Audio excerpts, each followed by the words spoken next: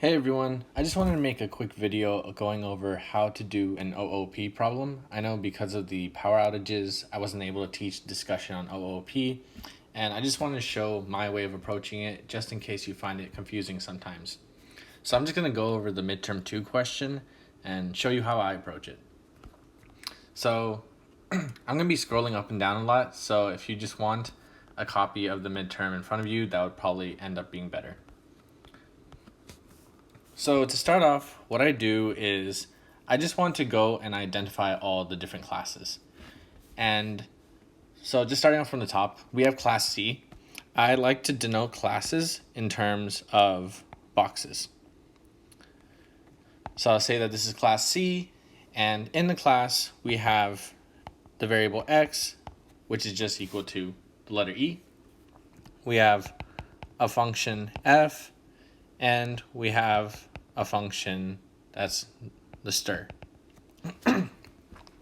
And that's pretty much it. We don't need to go inside of those functions quite yet.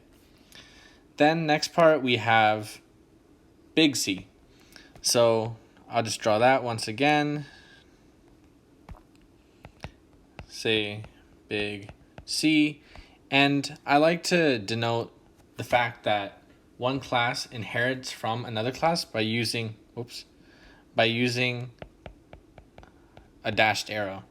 This just tells me that if I don't find something in the child class, that I should go to the parent class and maybe continue looking. So in big C, similar to above, we have an X, but in this case, it's going to be a U. We have another function F, and we have a function repr. And I think that's pretty much it. So now from here, we want to start going down to the actual meat of the problem, which is the assigning the variables and all that. So if we go down to the next line, starting with M, we can see that the line says M equals the instantiation of C, ... there's other things. So what I like to do, first of all, is just maybe keep like a set of variables. I can just identify right now as global, but it might get a bit more complex. And I'm going to have M. And what will happen with M is I'm creating an instance of C. So the way I like to draw my instances is I just draw them as circles. So this instance of C is created whenever I do C with the two parentheses next to it. And then I go and see, like, is there an init function I'm supposed to fulfill? In these classes, there is no init function, so there's nothing like that, but they may throw something on a test where you have to make sure to not forget to execute the init function, otherwise you might miss something. So once I instantiate C, I call the f function. So, one thing I forgot to note is that I want to make sure that I know that this instance is an instance of C. So I just draw a regular straight arrow to what the instance is of. In this case, M is an instance of C, so I just draw a straight arrow to C. Again, and then from here, I go and execute the function f. So the function f, first of all, is going to take in the letter I. So I'm going to check right here, I'm going to check in, like my instance, is there something like f? Not quite, so I'm going to go up to the parent, or what the instance actually is. I'm going to check, okay, is there an f? If there is an f, which there is, I check that, okay, do the parameters take in the correct things? And in this case, the parameters are self and y, and we correctly take in a self, which in this case is the C instantiation, and y, which in this case is I. So then we start executing the f function in class C, which is going to do self.x equals self.x plus y. So looking at the right and then at the left, we have self.x, which in this case, we don't have any x inside this instance, right? So we're going to look at the parent class and see, okay, what is the x for the parent class? In this case, the parent class is, parent class's x is E. So we're going to say, all right, well, the parent class is x is e, and so that means self.x is e, and we're going to add that e to y, which we've established is an I. And so now we say that the x for this instance is ei. Notice that the reason we have x inside of the instance is because we use self.x, but since we originally did not have a self.x, we had to use the parent's x. So that's one key thing to remember that tricked a lot of people.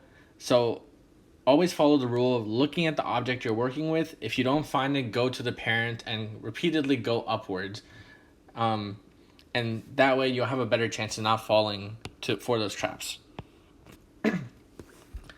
So we say that now x is equal to the letters ei, and then we return self, which just remember self was this instantiation of c, and that's where we officially bind it to m, which I kind of did that step beforehand, but that's what actually would happen. Now going to the next line, we have something else. So we have n, which I'm going to prematurely bind that just because I know the way the question is going to go. And in n, we create an instance of big. So we once again check, does big have an init? Does big's parent have an init? None of those have an init, so we are fine. But in case there was, we might have to do something as well. Once we create this, we know that n is an instance of big. So let's draw that arrow. And we're going to call the function f, and it takes in an o. So we're going to check, okay, does n, the instance, have the function f? No, we can go to its parent, which is big C. Does big C have an f? Yes. Does it have the correct set of parameters? Well, yeah, because it has a self, which is going to be that instance of n, and it has a y, which is in our case is going to be the letter O. So once again, we kind of follow the same set of procedures. What we're going to do is we're going to go to the f function, but this time in big C, and it's going to say c dot x is equal to c dot x plus y. And so in c dot x, notice that we specifically talk about c. So c dot x is equal to e. If we look specifically at over there, c dot x is equal to e. And we're adding whatever y is equal to. So in this case, we're adding o to c dot x. So in this case, we're really trying to make e and o become eo. And this combination of e and o, we assign that to c dot x. And notice that means we're going to have to edit the class c's x variable, so e o. Now, lastly, what we do is we return c dot f of self comma m. So this is specifically calling the c's f function, and that means we go up to c, we look at the f function, and it takes in a self and an m. So this is another kind of tricky part. Notice what exactly the self is. The self that we're referring to in the f function of the c class. So that is going to be specifically this instance. You have to kind of trace the steps to see how it is that instance, but it will be that instance when we refer to self, and y will be the letter m. So what we do now is, like the previous step, we say, okay, we're looking for self.x equals self.xy, but we don't have a self.x because in our self, which is this n instance, there is no x yet. So we once again go look at the parent variable, the parent class, which is going to be a u, and we take that u and we add the m to it. Right, so just like before, we went to the parent class, saw if that had an x. If it did, we took that x and used that as self.x, and then added the y to it. So now our self.x, specifically for this instance, is um. Once we do then we return self, remember that that's just this specific instance of n, and that just gets traced all the way back to the line where it says n equals the instantiation of big dot f of O. And so as a result, we kind of had a lot of changes, but notice how we were able to keep it in a really organized fashion. I think the trickiest part to remember, and this is not something that can be written down, or at least I don't write it down, is just following and tracing the chain of parents if you don't find what exactly you're looking for. So if the instance of n doesn't have a self.x, then go to the parent. If that doesn't have a self.x, go to its parent. Go all the way up until you find an x, then that becomes your new self.x, and you use that when you create the x specifically for that instance right here. All right, and with that, I think the rest of the OOP is a slightly different type of focus, but you could still use this kind of design to tackle that problem. But I mainly just wanted to show you how to specifically deal with what would Python do questions when it came to classes.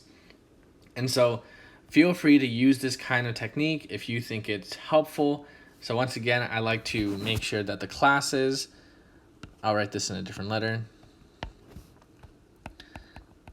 Classes are boxes. And then we have instances are circles. The dotted line means child of, so it's a child class of another class. And then the bold arrows mean instance of. And with this, if you stick to the kind of this pseudo algorithm that we made, similar to environment diagrams, you'll have a much better chance of making sure that you don't trick yourself or think that something will happen in one way when it actually happens in another way. Awesome. So if you have any questions, feel free to reach out to me. Hopefully this is a bit helpful, and sorry for all the background noise. I'm just filming this in my room. So awesome. I hope this is helpful, and hope you all had a great Thanksgiving break.